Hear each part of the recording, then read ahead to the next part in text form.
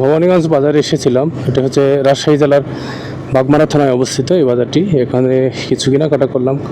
আর কেনাকাটার অবস্থায় এত পরিমাণে বৃষ্টি, হয়তো 2026 সালে এটাই এই দিনের সময়ে এই উত্তরাঞ্চলে মানে সবচেয়ে বেশি বৃষ্টি ছিল, এত পরিমাণ বৃষ্টি। তো বৃষ্টির পরে অনেক সময় ধরে প্রায় 1 ঘন্টা ধরে 1 ঘন্টার উপরে সময় ধরে এখানে অপেক্ষা করছিলাম। বৃষ্টি যখন শুরু হয়েছে তখন প্রায়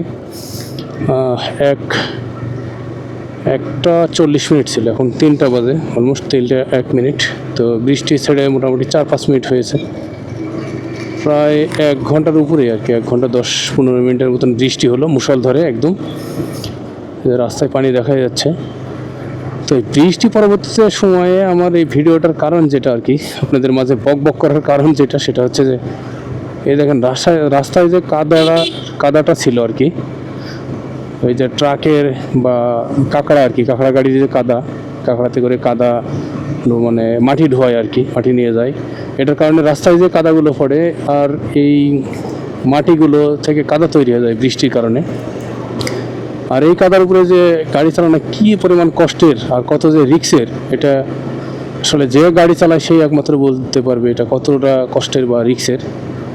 এই কারণেই হচ্ছে আমাদের সচেতন হওয়া উচিত, বা এইটা রাস্তা থেকে পরিত্যাগ করা উচিত।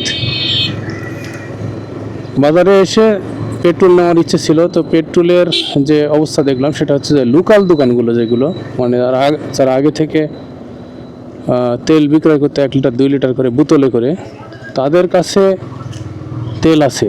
তাদের কাছে যেটা জানতে পারলাম সেটা হচ্ছে যে তেল তারা পাম্প থেকে নিয়ে আসতেছে বিভিন্ন এই অঞ্চলে, যেমন মাদারীগঞ্জ পাম্প আছে, সেই পাম্প থেকে আনতেছে। নদী তার প্রাণ ফিরে পেয়েছে পানিতে, এই পাশ ওই পাশ একদম। তো তারা পাম্প থেকে আনার কারণেই তারা দিতে পারতেছে। কৃষ্ণচূড়ায় গাছে ফুল, কত সুন্দর একটি দৃশ্য। তো পাম্প থেকে আনার কারণে তারা দিতে পারতেছে তেলের যে বিষয়টা সেটা। আর হচ্ছে যারা লরি নিজে নিয়ে আসতো আর কি, ডিলার পয়েন্ট যেগুলো, তাদের ডিলার পয়েন্টে নাকি এখনও তেল দিচ্ছে না, তাদের কাছে তেল নেই। তো এরশাদ ভাই পরিচিত লোক, ওর দোকানে গিয়েছিলাম, ওখান থেকে তেল নেওয়া হয় সাধারণত। তো এরশাদ ভাইয়ের কাছে তেল নেই, শুধু মোবাইল আছে। আমি ভিডিওর শুরুতেই আপনাদেরকে দেখিয়েছি যে এই দোকানে তেল নেই, শুধু মোবাইল আছে। তো মোবাইল থাকার কারণে এটাই সে শুধুমাত্র এখন ডিজেল পেয়েছে আর কি, ডিজেল তাদের দেওয়া হচ্ছে অ্যাভেলেবল। তো তেলের যে বিষয়টা নিয়ে কথা বলছিলাম সেটি হচ্ছে যে দেখেন আমাদের দেশে হয় কি, এখন আজকে যদি বলি যে আমরা ডিম পাওয়া যাচ্ছে না, কি চাল পাওয়া যাচ্ছে না, লবণ পাওয়া যাচ্ছে না, তেল পাওয়া যাচ্ছে না, সেটা যদি বলি যেটা ক্রাইসিস, সেটা যদি আমরা একবার ভাইরাল করি মিডিয়া বা ফেসবুক মিডিয়া আর কি, সোশ্যাল মিডিয়া বা ইউটিউব, এগুলোতে যদি আমরা সোশ্যাল মিডিয়াতে যদি ভাইরাল করি যে হচ্ছে এই জিনিসটা পাওয়া যাচ্ছে না, ক্রাইসিস হতে পারে, তাহলে দেখবেন ওই দিনই এত পরিমাণ মানুষ ওটা ক্রয় করবে, মানে কিনবে, যে ওটা বাংলাদেশে আর কোথাও থাকবে না, বা ওটার একটা ক্রাইসিস হয়ে যাবে আর কি, এরকম একটা অবস্থা। ওই ক্রাইসিসের কারণে আমাদের কৃত্রিম সংকট আর কি তৈরি হয়ে যায় বাংলাদেশে। আর এটার কারণেই দ্রব্যমূল্য ঊর্ধ্বগতি হয়। আর এক শ্রেণীর অসাধু ব্যবসায়ী, মানে ব্যবসায়ী তো অসাধু হয় না, আসলে এক শ্রেণীর চোর, এই চোররা হচ্ছে ওই জিনিসগুলো সিন্ডিকেট করে, দাম বাড়ায় এরকম। আর সৎ মানুষেরা কখনোই এই কাজ করতে পারে না, তাদের নৈতিকতা মূল্যবোধ থেকে তাদের বিবেক তাদেরকে এটা করতে দেয় না, এই আর কি। ইমানদার মানুষ যারা, এরা হচ্ছে ইমানদার। এখানে হচ্ছে গাছের ভালো ভালো চারা পাওয়া যায় এই নার্সারিতে। আমি নিয়ে গেছিলাম এখান থেকে টমেটো, খুব সুন্দর। এই গাছগুলোতে লিচু ছিল, আছে প্রচুর লিচু, এই যে প্রচুর লিচু ডালে ডালে ঝুলতেছে। আমাদের গাছের লিচুগুলো সব বাদুড় কাঠবিড়ালি এগুলো প্রচুর খেয়ে নেয়, এখানেও সম্ভবত খায়, জাল দিয়ে রাখছে। তো এই তো অবস্থা, এই অবস্থার মাঝে তেল সংকট নিয়ে বলছিলাম। তো এই সংকটগুলোকে তৈরি করে আমরা তৈরি করি, একসাথে আমরা অনেকগুলো ক্রয় করি, এই অবস্থা। আমার গাড়িতে এখন অলমোস্ট তেলের যে বার আছে এখানে দেখাই যাচ্ছে, এই বার অনুসারে আমার গাড়িতে হয়তো বা 6-7 লিটার তেল আছে আস্কিং, আমি একটা আইডিয়া করলাম। তাহলে এই 6-7 লিটার তেল থাকার পরেও আমার কিন্তু তেল নেওয়ার প্রয়োজন নেই আর কি, আমার প্রয়োজন নেই। তারপর প্রয়োজন বলতে আমি আমার গাড়িটার ট্যাঙ্কি লোড করতে পারি, এটা আমার আসলে অধিকার। হ্যাঁ, কারণ আমার গাড়ির ট্যাঙ্কি আছে, ট্যাঙ্কিতে তেল ধরবে, আমি ট্যাঙ্কি লোড করে নিতে পারি। কিন্তু ক্রাইসিস মুহূর্তে লোডও করা যাবে না, আমার যা প্রয়োজন একান্ত চলতে যা লাগবে সেটা আমি নিলাম। কিন্তু এই নৈতিক নীতিবাক্য কি আমি মানি না আপনিও মানেন? কেউ মানে না। আমিও মানি না, আপনিও মানেন না। আমি বলছি আমিও মানি না, আপনিও মানেন না। কিন্তু এখানে কি হয়, শয়তান, আউযুবিল্লাহি মিনাশ শাইতানির রাজিম, এখানে শয়তান এসে বাসা বাঁধে। শয়তানটা তাড়া নিলাম। ফুলের নার্সারি আছে এখানে, এই পাশে একটা অনেক সুন্দর। ভবানীস্থে যাওয়ার পরে $1 পরেই আর কি এই জায়গাতে আপনারা পাবেন। ফুলের প্রয়োজন হলে এখানে এসে নিয়ে যেতে পারবেন। কাঠচিরা মিল, এখানে কাঠচিরা হচ্ছে। পানের একটা বর, সুন্দর পানের বর। হ্যাঁ, তো এই আমরা করে কি শয়তানের প্রলোভনে পড়ে শয়তান আমাদেরকে বলে বেশি করে তেল মজুত কর, টাকা ইনকাম হবে বা পাবি না। তখন আমরা দেখা যাচ্ছে এই ট্যাঙ্কি থেকে তেল নিয়ে যে বিক্রয় করি, অথবা এই তেল ঢেলে তারপরে আবার চলে আসি আবার তেল নেওয়ার জন্য। তো এইভাবে আমাদের লাগবে হচ্ছে 5 কেজি, আমরা নিয়ে ফেলি হচ্ছে 15 কেজি, 20 কেজি বা 1 মণ বা 2 মণ। তখন আমাদের সংকট তৈরি হয়ে যায়, কৃত্রিম সংকট, যেটা আমরা তৈরি করেছি। প্রাকৃতিক সংকট না, এটা কৃত্রিম সংকট। বুঝতে হবে কৃত্রিম কোনটা, যেটা আমরা নিজেরা তৈরি করি, এটা হচ্ছে কৃত্রিম। আর প্রাকৃতিক কোনটা, যেটা আল্লাহ প্রদত্ত, মানে আল্লাহ যেটা দায়ী নাই। মানে তেল যদি উৎপাদন বন্ধ করে দেয় আল্লাহ তাআলা, খনিগুলো বন্ধ করে দেয়, খনিতে কোনো তেল না থাকে, সেটা হচ্ছে প্রাকৃতিক সংকট হবে। ক্লিয়ার? বুদ্ধিমানেরা বুঝে নাও ভালো করে, প্রাকৃতিক আর কৃত্রিম আমি বুঝিয়ে দিয়েছি। এখন হচ্ছে বিষয়, ওরে বাপরে, হাঁসগুলা কই? হাঁসগুলো ওই মাথায় চলে গেছে। এই হচ্ছে হাঁসের খামার। যাওয়ার ভিডিওতে দেখাইছিলাম হাঁসের খামার, এই সেই হাঁসের খামার। আচ্ছা, খড় নিয়ে আর হচ্ছে ধান নিয়ে মানুষ এখন খুব মহা বিপাকে। এই যে বৃষ্টিতে মানুষের, কৃষকের যে কি কষ্ট হচ্ছে, যারা কৃষি কাজ করে, কৃষির সাথে সম্পৃক্ত, এই 68,000, 6, 10, 8, 68,000 গ্রাম বাংলার মানুষের যে কষ্ট, এটি যারা কাজ করতেছে তারাই বুঝবে। এই 68,000 গ্রাম বাংলার কৃষক জনতা ভাইদের প্রতি আমার সশ্রদ্ধ সালাম। আসসালামু আলাইকুম ভাইরা। আমার ভিডিওটা হচ্ছে শেয়ার করবেন, যারা দেখছেন কৃষক ভাইরা, আমার এই ভিডিওটা শেয়ার করবেন। কৃষকদের কথা কেউ বলে না, আমি বলবো ইনশাল্লাহ। এই যে দেখেন কাদার যে সমস্যা তৈরি করেছে, সেই সমস্যা এখানে দেখতে পাচ্ছি। আমার ক্যামেরার লেন্সে আপনারা ভালো করে দেখে নেন, বড় করে জুম করে, বড় পর্দায়। এলসিডি মনিটরে, বাড়িতে টিভি থাকলে টিভিতে চালান, স্মার্ট টিভিতে। এই যে দেখেন কাদা, দেখেন এটার উপর চাকা উঠলে, স্লিপ করলে খবর আছে। রে বাপ রে বাপ, কি অবস্থা! আউযুবিল্লাহি মিনাশ শাইতানির রাজিম, বিসমিল্লাহির রহমানির রহিম, লা ইলাহা ইল্লাল্লাহ তাসওয়ানাকা নিকুনতুম জালিমিন, লা ইলাহা ইল্লাল্লাহ তাসওয়ানাকা নিকুনতুম জালিমিন। পার হয়েছে। তো কৃষক নিয়ে কথা বলবো, তার আগে একটু ওভারটেক করি। আচ্ছা, 68,000 গ্রাম বাংলার কৃষি পেশার সাথে যারা জড়িত, এই মহৎ পেশা, যারা বাংলাদেশের অর্থনীতির চাকা ঘোরায়, যারা বাংলাদেশের মানুষের খাদ্যের চাকা ঘোরায়, এই কৃষক ভাইদের ভাগ্য উন্নয়নের কথা কোনো নেতা তাদের টেবিলে নিয়ে যে বসে বলে না। যে কৃষকের কি সমস্যা এটা কেউ জানে না। বর্তমান সরকার যে ক্ষমতা এসেছে, উনিও করেন না এটা। উনি করেছেন কি, ব্যবসায়ীদের, শিল্পপতিদের নিয়ে ক্ষমতা আসার আগে মিটিং করেছেন। কৃষকদের প্রতিনিধি সেখানে ছিল না, আমার জানামতে নেই। তবে থাকতে পারে, আমি বলতে পারবো না, তবে জানামতে নেই, মিডিয়াতেও এটা আসেনি। কৃষকদের কোনো প্রতিনিধি নেই, কৃষকদের কোনো অ্যাসোসিয়েশন নেই, কোনো কমিউনিটি নেই, কিচ্ছু নেই।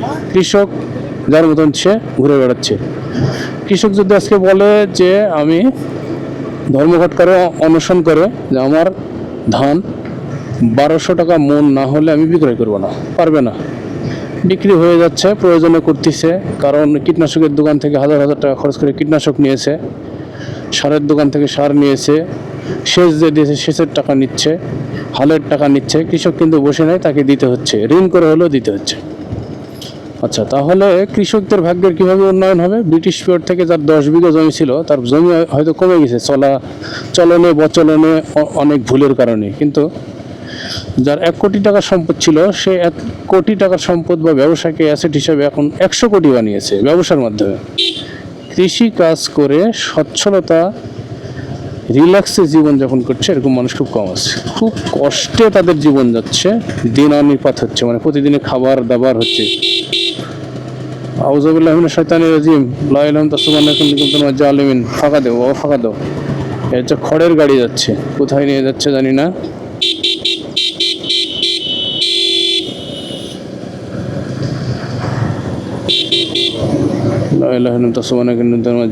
এই তো পুরো রাস্তাঘাট সব একবারে ঢাইকা নিছে, সাইডও দেয় না, যেতেও দেয় না, কিভাবে যাব? হ্যাঁ, ফাঁকা দিছে, আল্লাহ বাঁচাইছে, পার হলাম। তো কৃষকদের ভাগ্য উন্নয়নের কথা যেটা বলছিলাম, তেলের সংকট কিন্তু কেটে গেছে। তেলের সংকট এখন হচ্ছে ওই বিভিন্ন দোকানে আমি ডাটা নিয়ে দেখলাম, তারা হচ্ছে পেট্রোল বেচতেছে 150 টাকা, আর অকটেন বেচতেছে কেউ 160, আবার কোথাও অকটেনই বেচতেছে 150। তো এইভাবে চলতেছে আর কি। তো আপনারা হচ্ছে এখন লোকাল বাজার থেকে এভাবে পাবেন, পাম্প থেকেও পাওয়া যাচ্ছে মোটামুটি। তবে আমার মনে হয় কি এখন সব পাম্পে অ্যাভেলেবল তেল দেওয়া উচিত মোটরসাইকেল নিয়ে গেলে, 1। 2 নম্বর হচ্ছে লোকাল বাজারে ছেড়ে দেওয়া উচিত তেলগুলো, আর ন্যায্য মূল্য যেটা আগে যেটা ছিল ক্রাইসিস মুহূর্তের আগে, সেই দামে আবারও ফিরিয়ে নিয়ে যাওয়া উচিত। কারণ সিন্ডিকেটের যা ব্যবসা করার দরকার, ব্যবসা হয়ে গেছে তাদের, মানে চুরি করা হয়ে গেছে, চুরি শেষ। অতএব এখন সেখানে ফিরে যেতে হবে যেখানে ছিল, তাহলে মানুষ একটু স্বস্তির নিঃশ্বাস ফেলতে পারবে। আপনি ধানের দাম ধাম করে বাড়াতে পারেন না, কেজি প্রতি 10 টাকা, আপনি মূল প্রতি 10 টাকা বাড়াতে পারেন না, সেখানে আপনি কি করে ধাম করে 1 লিটার পেট্রোলে বাড়ায় দেন এই 15 টাকা 20 টাকা এভাবে বাড়ায় দেন। এটার যুক্তিযুক্তা কত দূর আমি বুঝি না। আর এই কারণেই বলছি আবারও, লা ইলাহা ইল্লাল্লাহ সুবহানাকা ইন্নী কুনতু মিনাজ জালিমিন, ভাঙ্গা গেছে জায়গাটা। তো এই অবস্থার কারণে ধানের দামটা নির্ধারণ যদি সরকার করতো প্রতিটা ফসলের, ধান, আলু, পাট, সরিষা, গম, ভুট্টা, তাহলে কি হতো যে এই রেটে বেচা কিনা হবে, সিন্ডিকেট কিন্তু ব্যবসা করতে পারতো না। আমার দোকানে আমি চাল বিক্রয় করি, সেখানে স্বর্ণা 5 নামে একটা চাল আছে, যেটার বাজার মূল্য এখন 1150 টাকা পাইকারি মূল্য। আমার দোকানে মোটামুটি বস্তাটা পুষাতে হয়, আর সে ক্যারিং কষ্ট লাগে। তারপর এটা হয়তো 1200 টাকায় বা 1180 টাকা এরকম বিক্রি হয়, খুব বেশি লাভে না, 20, 30, 40, 50 টাকা লাভ হয় এরকম আর কি। তাহলে 1200 টাকায় 25 কেজি চাল ক্রয় করছে একটা মানুষ, ধানের দাম কিন্তু খুবই কম সেই তুলনায়। অথচ এই চালের দাম কিন্তু 1110 টাকা বস্তা ছিল, সেই সময় বিক্রি করা হয়েছে 1150 টাকা। তাহলে সেখান থেকে ধানের দাম নেই, অথচ নতুন ধান ওঠার পরও জাম করে চালের দাম হয়ে গেল 1150 টাকা। 40 টাকা কিন্তু বৃদ্ধি পেয়ে গেল হঠাৎ করে। ধানের দাম নেই, অথচ চালের দাম বেড়ে গেল। এটার যুক্তিযুক্তা কি বুঝলাম না। তো এইভাবে আসলে কৃষক ঠিকই উৎপাদন করছে, লাভবান যার হওয়ার দরকার সেই হচ্ছে, মানে প্রোডাক্টিভিটি, কৃষক প্রোডাকশন করছে, কৃষক প্রোডাকশন মানে তৈরি করছে, কৃষক প্রোডাকশন করছে, ডিস্ট্রিবিউশন, ম্যানুফ্যাকচারিং এগুলাকে করছে। এই ডিস্ট্রিবিউশন ম্যানুফ্যাকচারিং যারা করছে তারাই এক শ্রেণী, যাদেরকে বলা হয় দালাল। আমার ভাষায় আমি বলি হচ্ছে দালাল, দয়াকাল লয়াকাল দালাল। এই দালালেরাই এই প্রোডাক্টগুলোতে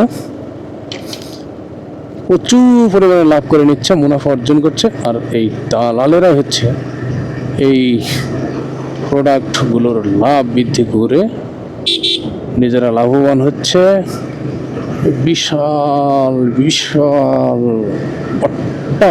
অট্টালিকা মানে দালান কোঠা তারা তৈরি করছে।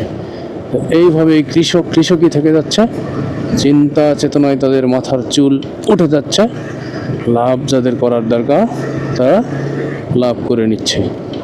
তো এখান থেকে কৃষককে যেটা করতে হবে, কমিউনিটি করতে হবে, কমিউনিটি অ্যাসোসিয়েশন, কৃষক অ্যাসোসিয়েশন